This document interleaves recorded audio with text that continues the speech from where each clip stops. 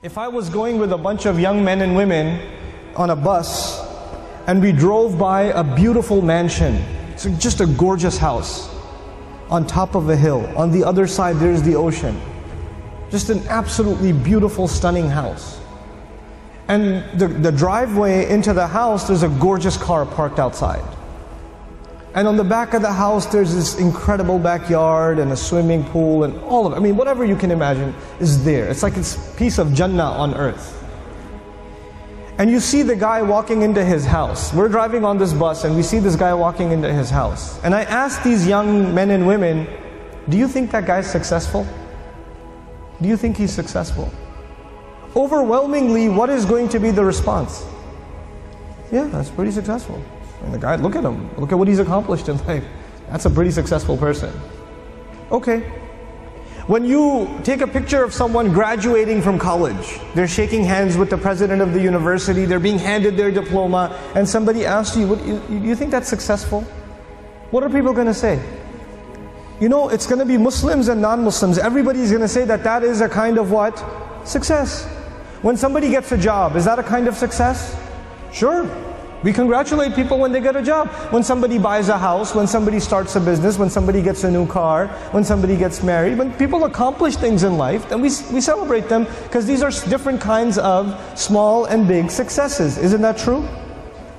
So the bus keeps driving and we see a man, a homeless man, who's living in a cardboard box on the street.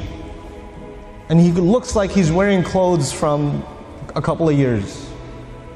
And you don't want to go close to him because of the smell.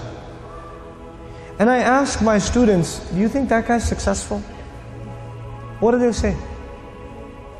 They say he's not successful.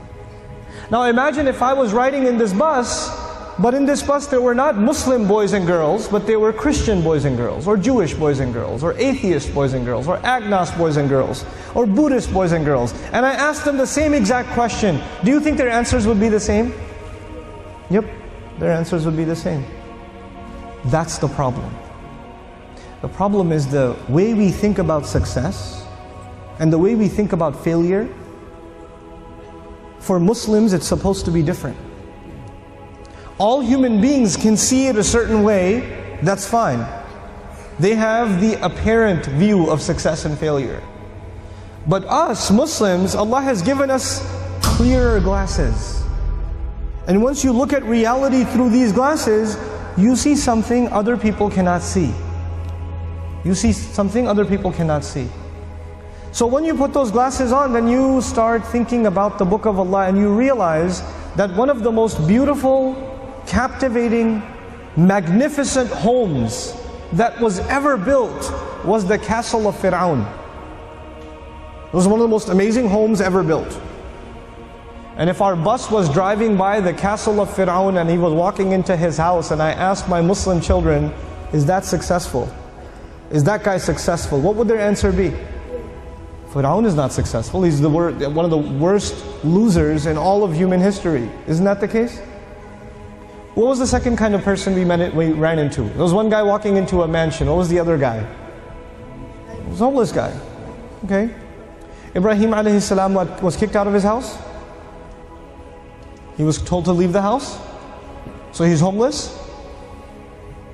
Well, was he successful? He was. Actually, he's one of the most successful human beings that ever lived. Now the Quran is teaching me that a homeless man is successful and an incredibly wealthy man is what? A failure. You know what the Quran is teaching me? The Quran is teaching me that success has nothing to do with wealth. And failure has nothing to do with poverty. Success and failure are different concepts for us than they are for everybody else.